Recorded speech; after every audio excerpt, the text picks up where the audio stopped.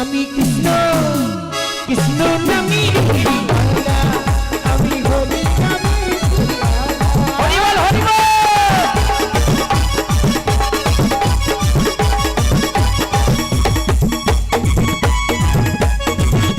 কোথায় বাহু কোথায় উপর দিকে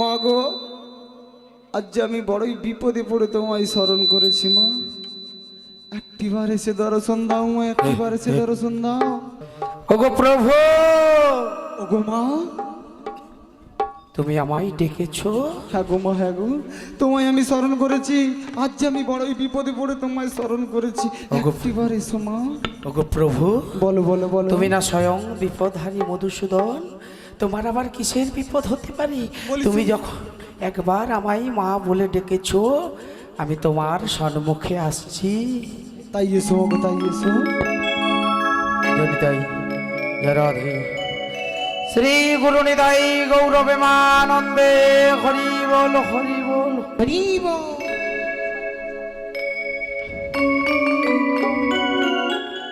হরি নামকে নিবি গো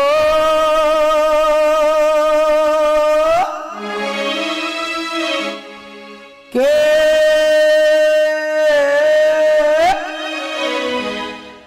নিবি গো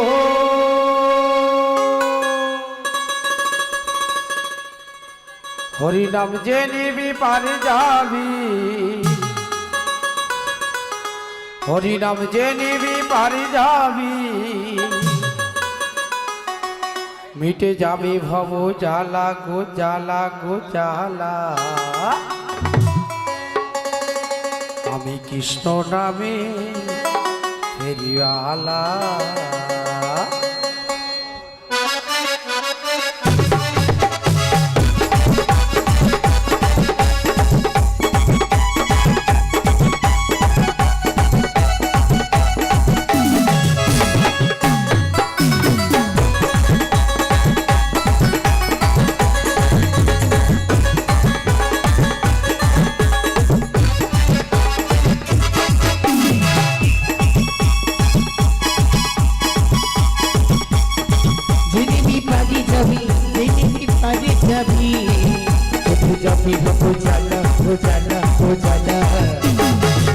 আমি কৃষ্ণ কৃষ্ণ নামে হরিমালা আমি হরি নামে হরিবল হরিবল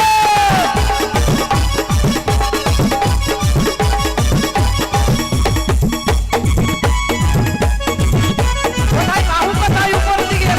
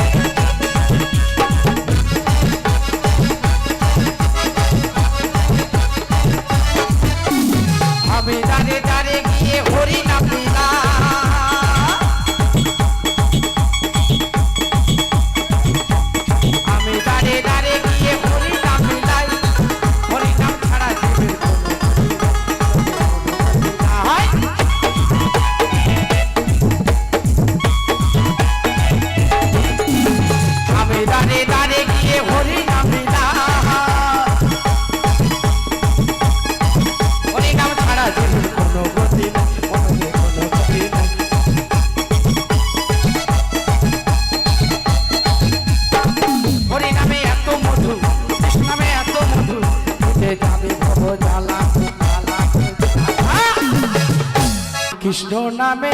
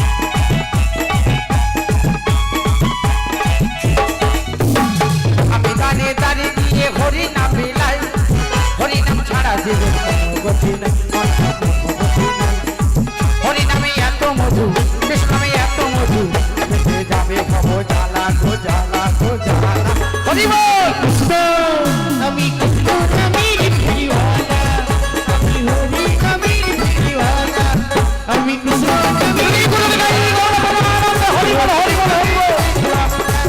আমি কৃষ্ণ নামের দিওয়ানা আমি হরি নামের দিওয়ানা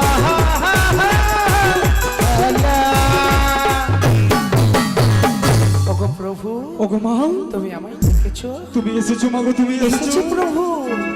আমি তোমায় কেন স্মরণ করেছি জানো মা? কেন প্রভু? আজ যে আমি নতুন লীলাটি প্রকাশ করব, ওর জন্য প্রয়োজন আমার শ্রীমতী রাধারানীতে মাগো। প্রভু গো, বলো বলো বলো। তুমি কেমন নতুন লীলা প্রকাশ করবে? বলি শোনো শোনো, ওই যে পূর্বে আমি যমুনাকে কথা দিয়েছিলাম, যমুনার ভোগকে করবো নৌকা বিলাস, আর যমুনাকে করাবো যুগল চরণ দর্শন। বা প্রভু, তাহলে তো তোমার যমুনার মনের বাসনা পূরণের জন্য শ্রীমতী রাধারানীকে প্রয়োজন। তাই তো মাগো। কিন্তু রাধারানী কেউ এখন রয়েছে প্রভু যাবন মাঝারে আয়ানো ঘরণী হয়ে।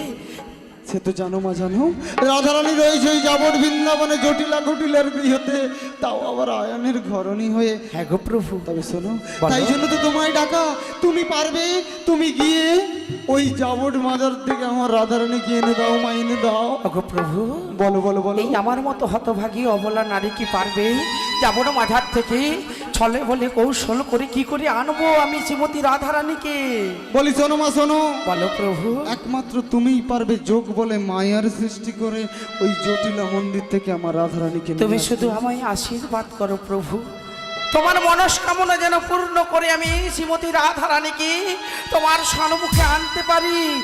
কিন্তু প্রভু গো, বলো বলো বলো মা, বলো। এই যাওয়ার পূর্ব মুহূর্তে আমার হৃদয়টা কেঁপে যাচ্ছে, আমার ভয়ে হৃদয়টা যেন কম্পন দিয়ে উঠছে কেন?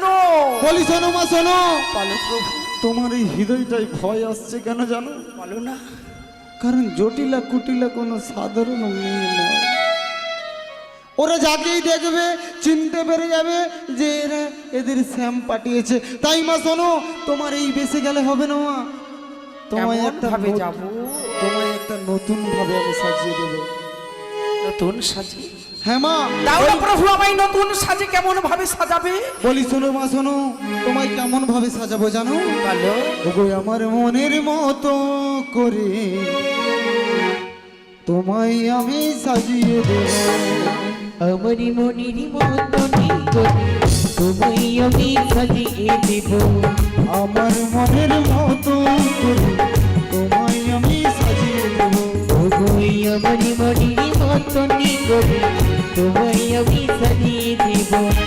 হাতে দেব বাঁশের বাড়ি, প্রভু। হাতে দেব বাঁশের বাড়ি, গলায় রামা বলি আমার মনের মতনই করে তোমায় আমি সাজিয়ে দেব। ওই আমার মনের মতো করে তোমায় আমি সাজিয়ে দেব।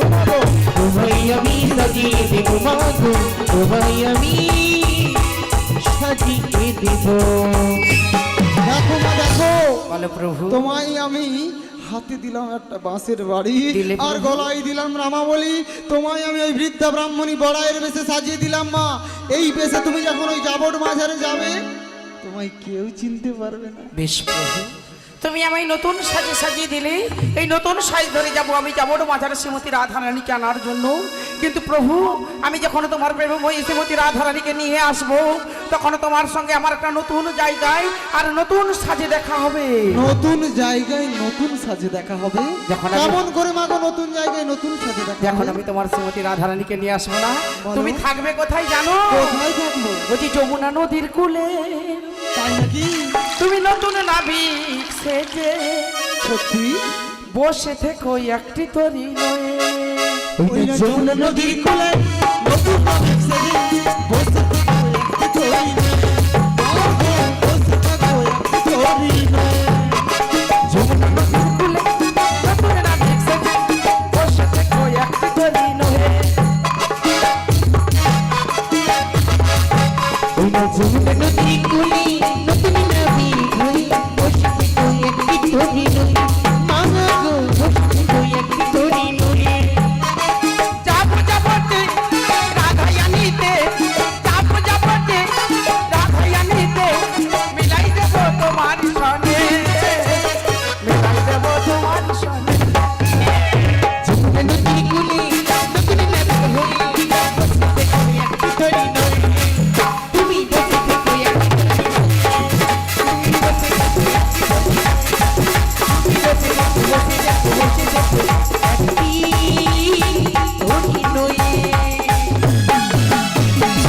মা শোনো, বলে প্রভু। তুমি আমায় বলছো কি ওই যমুনা নদীর তীরে আমি নাবিক সেজে বসে থাকবো, হ্যাঁ গো প্রভু। তাই তো? তো তুমি যখন আমি নাবিক সাজিয়ে দিলে আমায়, আর বলছো একটা তরণী নিয়ে বসে থাকতে, তাই তো?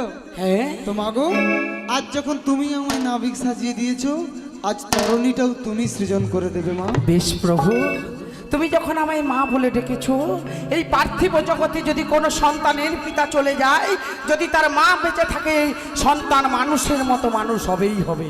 তাই তুমি যখন মা বলেছো আমায়, তোমার অভাব তোমায় পূরণ করতে হবে, আমার এই দেহের বক্ষের পাড়া থেকে একটা 24 তত্ত্বের মানব তরণী সৃজন করলাম, আর এই মানব তরণী সৃজন করে আমি যমুনার বক্ষে ভাসিয়ে দিলাম। যমুনার বক্ষে তুমি মানব তরণীর বসে বিরাজ করো, যথা সময়ে আমি তোমার শ্রীমতী রাধা রানীকে নিয়ে তোমার সম্মুখে দেব প্রভু। ওগো মা, আজ তুমি আমায় তোমার দেহের বক্ষ থেকে একটা জীবন্ত তরণী সৃজন করে দিলে, দিলাম। আর ওই জীবন্ত তরণী নিয়ে আমি নাবিক সেজে ওই যমুনার বক্ষে অপেক্ষা করব, করবে প্রভু। তাই তো মা? হ্যাঁ গো। কিন্তু তুমি আমায় কথা দিয়েছো, তুমি আমার রাধারানীকে এনে দেবে, দেব প্রভু। আমার কথা রাখবে তো? রাখবো। সত্যি বলছো আমার কথা সত্যি রাখবে? বলছি প্রভু। তবে যে আমার বুকের মধ্যে কেন ভয় হচ্ছে বলো তো? কেন প্রভু? আর কেন মনে হচ্ছে ওগো শপথের মালায়া মাঝে মাঝে কাটা বেঁধে রাইতো মাগো, এ দেখাই শেষ দেখা নয়, দেখাই শেষ চোখে তোমায় দেখি বোঝাতে পারিনি, আজ হয়তো মাগো প্রভু দেখাই শেষ দেখা নয়, আসছি মাগো আসছি। এসো প্রভু। দেখাই শেষ দেখা নয় তো, আবার হবে তো দেখা, দেখাই শেষ দেখা নয় তো মাগো, দেখাই শেষ দেখা নয় তো। জানি তাই কীর্তন প্রারম্ভে আমি আমার আদিগুরু মাতা পিতার চরণে শতকোটি ভক্তিপূর্ণ প্রণাম জানিয়ে, আমার শিক্ষাগুরু আমার দীক্ষাগুরুর চরণে শতকোটি ভক্তিপূর্ণ প্রণাম জানিয়ে, অনন্ত কোটি ব্রহ্মাণ্ডে অনন্ত অনন্ত কোটি দেবদেবীর যুগল চরণে শতকোটি ভক্তিপূর্ণ প্রণাম জানিয়ে, আসরে উপস্থিত ব্রাহ্মণ মণ্ডলী, আসরে উপস্থিত বৈষ্ণব মণ্ডলী, আসরে উপস্থিত আমার মাতৃবর্গ এবং আমার পিতৃবর্গ, সবাকার যুগল চরণে এই অধম মিলনের কোটি কোটি দণ্ডবোধ প্রণাম। এই কীর্তন পরিবেশন করতে গিয়ে বাবা জিহা রসনা দ্বারা যদি ভুল ত্রুটি হয় বাবা, নিজ বাড়ির সন্তান মনে করে আমাদের ক্ষমা করে দেবেন। আজকে এখানে আপনাদের কাছে যে বাবা এত কষ্ট করে এত মহতি হরিবাসরের আয়োজন করেছে, কিছু কৃষ্ণ কথা কিছু হরি কথা সাধন করানোর জন্য, কিন্তু বাবা বলুন তো আমার মতো কলি হতো জি, যার না আছে জ্ঞান, না আছে বিবেক, না আছে বৈরাগ্য, আপনাদের কতটুকু হরি কথা শোনাবে? শুধু আমি আমার মা বাবার কৃপা, আপনাদের মতো ভক্ত চরণে দণ্ডবোধ জানিয়ে বাবা কিছু কৃপা বৃষ্টি করুন, যেন আপনাদের চরণে কিছু হরি কথা কৃষ্ণ কথা সাধন করাতে পারি। শ্রী গুরু নিতাই গৌর প্রেমানন্দে হরি বল। হরি বল। আজ আমায় প্রভু আদেশ দিয়েছে, ও যোগমায়া তুমি যাও, জাপন মাঝারে শ্রীমতী রাধারানীকে নিয়ে এসো। আজ রাধারানীকে নিয়ে নতুন লীলা করবে, এর নাম কেউ বলে যমুনা মিলন, কেউ বলে রং পসরা। বৈষ্ণব শাস্ত্রে আছে, অনেকে বলে বাবা এই নীলাটা নাকি আস্বাদন করতে নেই, অর্থাৎ এই নীলাটা শ্রবণ করতে নেই, এই নীলাটা গাইতে নেই। আমি তাদেরকে বলি বাবা, যদি এই নীলাটা না ভগবান প্রচার করতো, আপনি বলতে পারবেন ভগবানের কেন 3টে বাঘ হয়ে গেল দাপর যুগে? ভগবান সত্য যুগ গেল মাথায় ময়ূরপুচ্ছ নিল না, দাপর যুগ তেতা যুগ গেল মাথায় ময়ূরপুচ্ছ নিল না, কেন দাপর যুগে ময়ূরপুচ্ছ ধারণ করলো কেন? আজকে যে যমুনাটা বৃন্দাবনের মাটিতে প্রবাহিত হচ্ছে, বলুন তো এই বৃন্দাবনের মাটিতে যমুনা ছিল? এই যমুনা কে ছিল? আজকে রাধারানী যে কৃষ্ণ প্রিয়সী, যে এক পলক আমার গোবিন্দকে না দেখে থাকতে পারতো না, সেই রাধারানীকে কেন 100 বছর ধরে কাঁদতে হয়েছিল? কার অভিশাপ? কে অভিশাপ দিয়েছিল? যে শ্রীরাম সখা, যে শ্রীকৃষ্ণের প্রিয় সখা শ্রীরাম সখা, কেন তাকে দত্তকুলে শঙ্খচূড় রূপে জন্মগ্রহণ করতে হয়েছিল? নীলাটা যদি না মা আস্বাদন করি আমরা কিছু জানতে পারবো না। ভগবান শ্রী গোবিন্দ নীলা করেন এই কলিহত জীবের জন্য, কিছু জানার জন্য, ভগবানকে কিভাবে পাওয়া যায়। এই নীলাটা এই জন্য ভগবান প্রচার করেছেন, এই নীলাটা এই জন্য এই ধরাধামে আবির্ভাব করেছেন। যদি বলেন, যদি আপনারা আজ্ঞা দেন তবে একটু বলবো, না হলে লীলায় চলে যাব। বলবো? বাহ, আমি জানি বাবা, কাল থেকে এসেছি, আপনাদের মতো ভক্ত আমি কিন্তু খুব কম দেখছি। আপনাদের মধ্যে ভক্তি আছে, জানার আগ্রহ আছে, আর জানার আগ্রহ থাকলে জানাতে ইচ্ছে করে। যে খেতে চাই মা তাকেই খেতে দিতে ইচ্ছে করে। আমি শুনেছিলাম এখানে কিছু শাস্ত্রের মধ্য দিয়ে বলছে এই পশরাখানা গাইতে। আপনারা যদি অভয় দেন বাবা, শাস্ত্রের মধ্য দিয়ে গাইব। কিন্তু দেখুন বাবা, যখন আমি একটা গান করতে করতে ঢুকলাম, আপনাদের আনন্দটা দেখে আমার মুগ্ধ হয়ে গেছি। তাই এর মধ্যে কিছু শাস্ত্রও থাকবে, আর কিছু হাসিও থাকবে, কিছু নাচ গানও থাকবে। হ্যাঁ, তাহলে অনুষ্ঠানটা ভালো লাগবে। কেন বাবা, নাম দিয়েছি রং পসরা, গাই যদি শাস্ত্র পসরা, আপনারা একটু করে প্রসাদ পেয়ে বাড়ি চলে যাবেন। তাই আগে শাস্ত্রটাও তো যেমন আমাদের গ্রহণ করতে হবে। কেন, আমাদের দেহে তো একটা পাখি রয়েছে, মন পাখি, যেটা শুধু হরি নাম ছাড়া কিছু সেবা করে না। আমরা সবাই বলি এই পার্থিব জগতে আমার স্ত্রীর জন্য আমার এত দুঃখ, আমার ছেলেটা জন্ম হয়েছে, আমার ছেলেটা আমার কথা শুনে না, ছেলেটা একবারে বয়টার হয়ে গেছে, মানে আমার কোনো কথা শুনছে না, ওই ছেলেটার জন্য আমার দুঃখ। ভগবান যদি আমার ছেলেটা ভালো দিত না, আমার আর কোনো অভাব নেই। কেউ বলে যদি আমার এরকম একটা বাড়ি থাকতো আর কোনো দুঃখ থাকতো না। দুঃখটা তোমরা নিজে হতে নিয়ে এসেছো মা। হরিভক্তি বিলাস বলছে দুঃখটা নিজে হতে ভগবান দেয় না কাউকে, দুঃখটা যে যার নিজে হতে অর্জন করে। কেমন করে? দেখুন, একজনের বাড়িতে এই যে সামনে ভাই ফোঁটা গেল, একজনের বাড়িতে এখন বোন ভগ্নিপতি এসেছে ভাইকে ফোঁটা দেওয়ার জন্য। আর বাবা খুব আবদার করে বলছে, ফল দোকানে গিয়েছে, বলছে আমার জামাই একটু ফল খেতে ভালোবাসে। কিছু ফল সংগ্রহ করেছে দোকান থেকে, ঝুড়ি ভর্তি ফল নিয়েছে, আর নিয়ে এসে মেয়েটাকে বলছে আজকে দুপুরে যা খাওয়া দাওয়া হবে, বলেছে শাস্ত্রে বলেছে বাবা ভরা পেটে ফল, বিকেলবেলা জামাইকে একটু ফলগুলো আঙ্গিনা করে দিস, জামাই খেতে ভালোবাসে। মেয়েটা জামাইটা বিকালবেলা দুজনে বসেছে ফলের ঝুড়িটা নিয়ে, একটা একটা ফল আঙ্গিনা করে মেয়েটা দিচ্ছে জামাইকে, আর একটা একটা ফল বদনে দেওয়ার পর ফেলে দিচ্ছে। তোমার বাবার কি একটু আমার প্রতি ভালোবাসা নেই? কেন তুমি বলছো? তোমায় জামাই সম্মান করে, তোমার প্রতি ভালোবাসা নেই? তোমার বাবার যদি ভালোবাসা থাকতো এইভাবে দোকান থেকে কম দাম দিয়ে ফল কিনে নিয়ে এসে আমার বদনে দিতে পারতো না। আপেলগুলো নিয়ে এসেছে টক, খেজুরগুলো নিয়ে এসেছে একটু মিষ্টি নেই, বেদানাটা নিয়ে এসেছে ভিতরে শুধু পচা আর দু একটা কালো দানা। কেন তোমার বাবা ভালো দাম দিয়ে ফল আনতে পারলো না? ছুটে গিয়েছে মেয়েটা ঝুড়িটা নিয়ে বাবার কাছে, বাবা দেখো তো এই ফলগুলো তুমি নিয়ে এসেছো তোমার জন্য, তোমার জামাইয়ের কাছে আমায় কটু কথা শুনতে হলো। তোমার তো এত বড় ঐশ্বর্য, এত বড় প্রাচুর্য, তুমি পারতে না দোকান থেকে দামি দামি ফলগুলো আনতে? মেয়েটার কথাগুলো বাবার বিবেকে বাঁধছে। আমি নিজে হাতে বাছাই করে ফলগুলো নিয়ে এলাম সংসারের জন্য, আর সংসার আমায় এড়িয়ে দিচ্ছে, বলছে আমি কম দামে ফল নিয়ে এসেছি। দেহটা কম্পন দিয়ে উঠছে, কথাগুলো বিবেকের মধ্যে খোঁচা মারছে। ফলের ঝুড়িটা নিয়েছে আর দৌড়াতে দৌড়াতে গিয়ে চলেছে কোথায় না ফলের দোকানে। এই নাও দোকানে, এই ফলগুলো নাও, আমার পয়সা ফেরত দাও। তোমার দোকানে আমার জ্ঞান থাকতে রাখতে আমি ঢুকবো না। কেন বুঝলাম না তো? তোমার দোকানের ফলগুলো তুমি নিয়ে নাও, আমি নেব না। বলছে আপনি ভুল করছেন, এই ফলগুলো আমি দিইনি আপনাকে, আমি ভুল করছি। যথেষ্ট শিক্ষিত লোক, আমার বুদ্ধি রয়েছে, একটু আগেই তোমার দোকান থেকে ফল নিয়েছি, দেখে নাও তুমি। বলছে না আমি ফলগুলো দিইনি, আপনি ভুল করছেন। বলছে তুমি আমার সঙ্গে তর্ক করো না, এই ফলগুলো তুমিই দিয়েছো।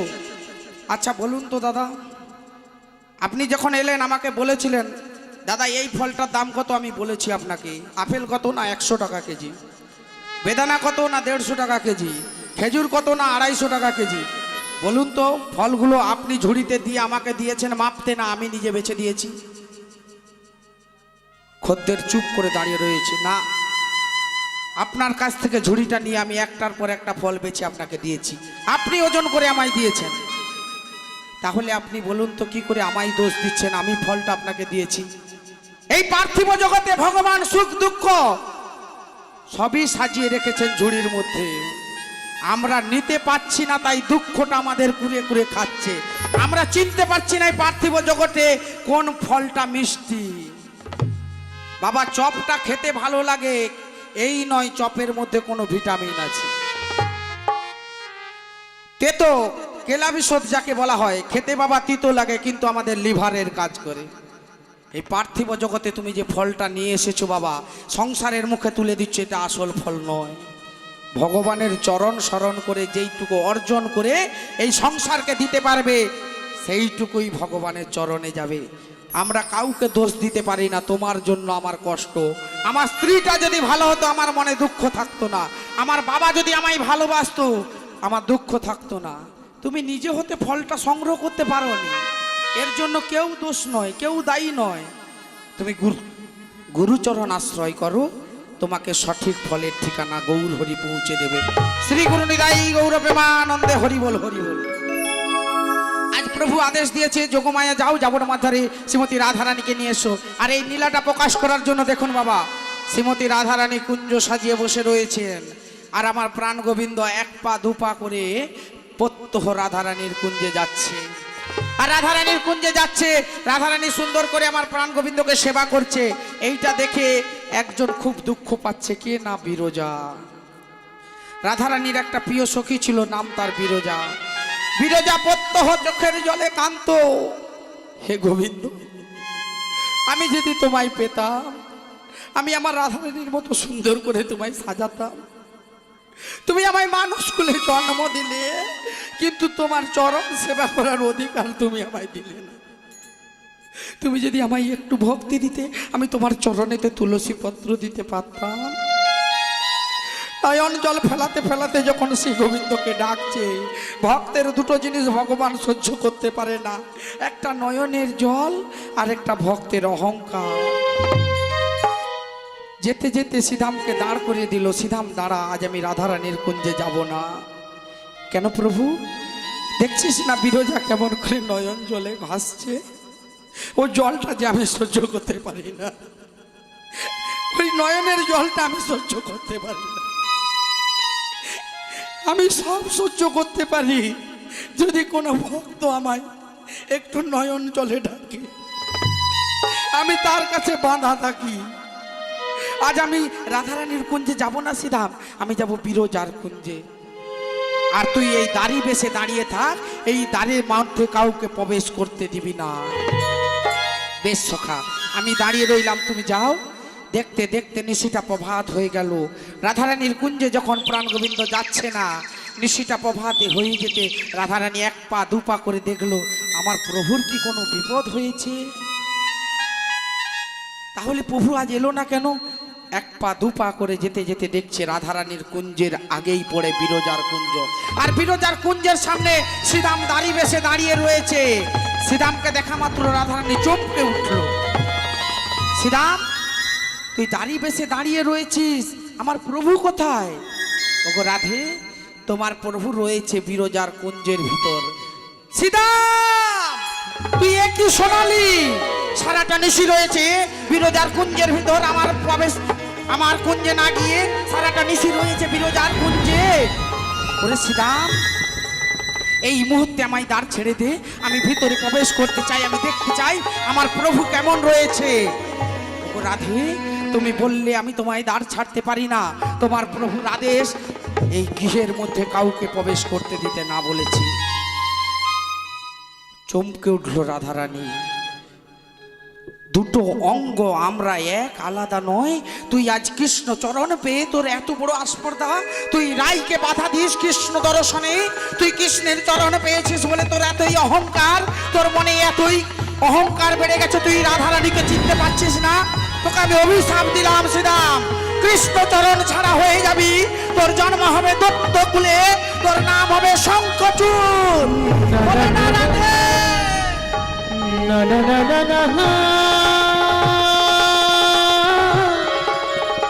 না না না।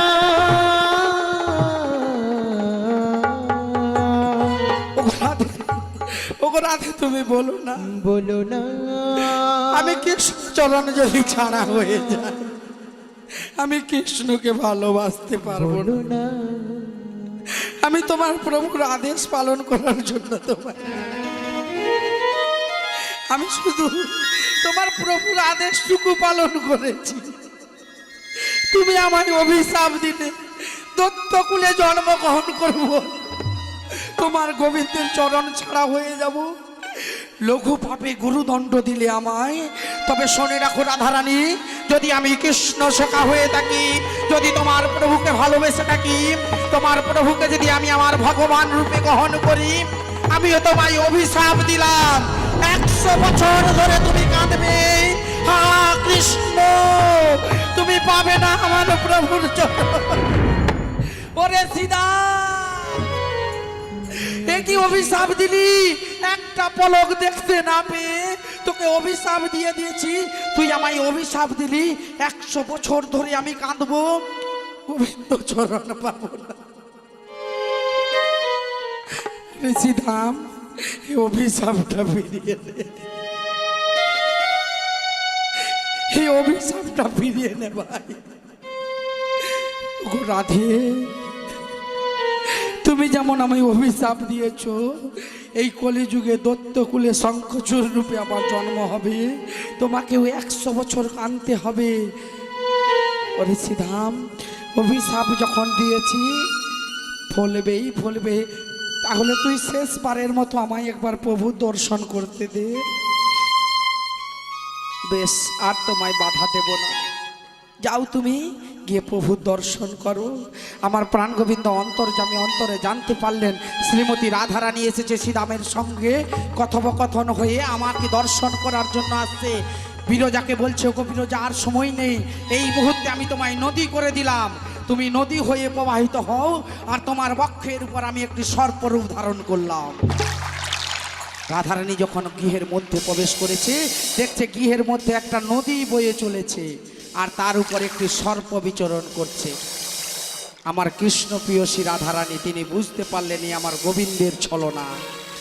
ওগো শোনো প্রাণ গোবিন্দ, তুমি যখন সর্পরূপ ধারণ করেছো, তোমাকে দংশন করার জন্য আমি ধরলাম ময়ূর রূপ। আর ময়ূর রূপ ধারণ করে সর্পের পিছনে বিচরণ করছে, করতে করতে যখন রাধারানীকে ধরা দিচ্ছে না, তখন ময়ূর কি করছে বাবা, 1 ঠক্কর দিয়েছে। ওই সর্পের উপর যখন 1 ঠক্কর দিয়েছে, আমার প্রাণ গোবিন্দের একটা বাঘ হয়ে গেল। তখনও সর্প নিজের রূপ ধারণ করছে না বাবা, বিচরণ করতে করতে যাচ্ছে। ময়ূর বলছে, তুমি কতক্ষণ না আমাকে ধরা দাও আমি দেখি। আবার 1 ঠক্কর দিয়েছে, আবার 1 ঠক্করে শ্রীকৃষ্ণের আর একটা বাঘ হয়ে গেছে বাবা। শেষের সময় বাবা যখন পারছে না গোবিন্দ আমার দৌড়াতে, তখন রাধারানী ধরে ফেলেছে, ধরে আবার 1 ঠক্কর দিয়েছে।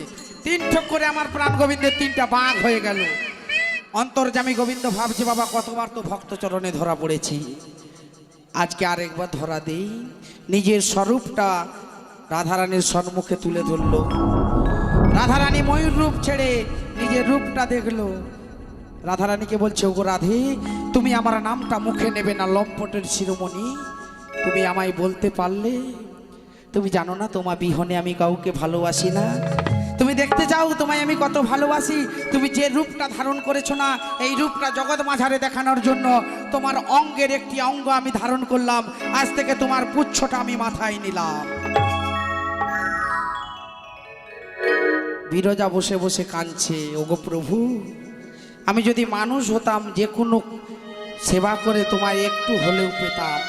আমি তো নদী হয়ে গেছি, আমি কেমন ভাবে তোমার চরণ পাবো? শোনো বিরজা, তুমি আর বিরজা নামে এই বৃন্দাবনের মাটিতে প্রবাহিত হবে না, তুমি হবে বৃন্দাবনের মাটিতে শ্রী যমুনা।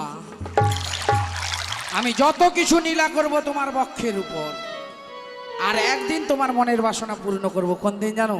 যেদিন আমি যোগমায়া নিয়ে, আমার অষ্টসখী নিয়ে, শ্রীমতী রাধারানীকে নিয়ে তোমার বক্ষের উপরে নৌকা বিলাস করব। সেদিন তুমি আমার চরণ পাবে, যুগল রূপে আমাদের দর্শন পাবে, আর তোমার জীবন ধন্য হয়ে যাবে। শ্রী গুরু নিতাই গৌর প্রেমানন্দে হরিবোল হরিবোল। তাই সমস্ত ভক্ত চরণে নিবেদন বাবা, আজকে আমরা সেই নীলা এখানে এনেছি। সেই নীলা দর্শন করলে যেমন বিরজার মনের আশা পূর্ণ হয়ে যায়, সমস্ত ভক্তের যা মনের আশা বাবা পূর্ণ হয়ে যাবে যদি এক মনে শ্রবণ করি। শ্রী গুরু নিতাই গৌর প্রেমানন্দে হরি হরি বল। আজ এই পাগল মনটাকে নিয়ে মা যাবো কোথায় না, যাবোর মাঝারে। যদিও আছি এখানে বৃন্দাবনে, কিন্তু এই বৃন্দাবন থেকে যাব আমরা শ্রীমতী রাধারানীর বৃন্দাবনে। রাধারানীকে আনতে, কিন্তু রাধারানী রয়েছে এখন জটিলা কুটিলার বাড়িতে। একবার পাগল মনটাকে নিয়ে যাই, কেমন করে গো? কৃষ্ণ নামে পাগল আমার মন,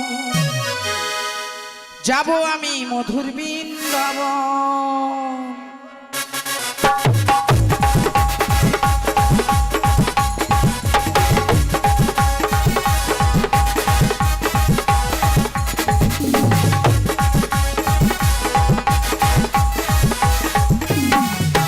কৃষ্ণ নামে কৃষ্ণ নামে কৃষ্ণ নামে পাগল আমার মন, যাব আমি মধুর বৃন্দাবন।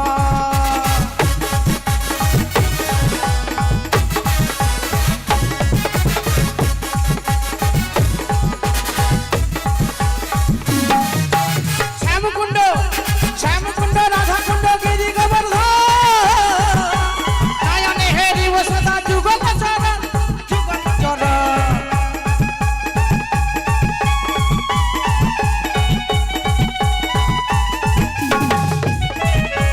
শ্যামকুণ্ড শ্যামকুণ্ড রাধাকুণ্ড গিরি গোবর্ধন, নয়নে হেরি ও সদা যুগল চরণ যুগল চরণ। কদম তলায় এলো রাধা নিয়ে সখীর দল, কালার ফাঁদে পড়ে তারা হারালো বসন। দুটি বাহু তুলে মুখে হরি বলে, দুই বাহু তুলে মুখে হরি বলে, করে সদা নাম সংকীর্তন। কৃষ্ণ নামে কৃষ্ণ নামে কৃষ্ণ নামে পাগল আমার মন, যাব আমি মধুর বৃন্দাবন।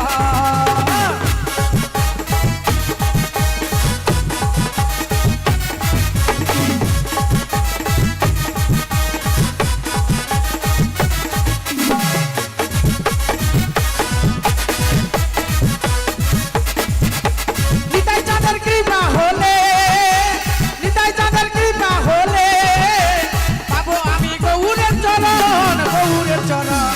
কৃষ্ণ নামে কৃষ্ণ নামে কৃষ্ণ নামে পাগল আমার মন, যাব আমি মধুর বৃন্দাবন।